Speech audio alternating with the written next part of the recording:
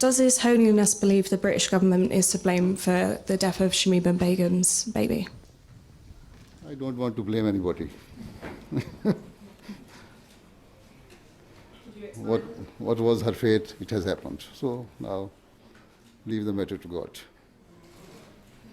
Being a religious person, I don't want to involve myself in such type of politics. And Does His Holiness think that... Since you have cancelled her citizenship, his passport has been cancelled, she has been denied the right of being citizen of the country, then now other Muslim countries should take her and then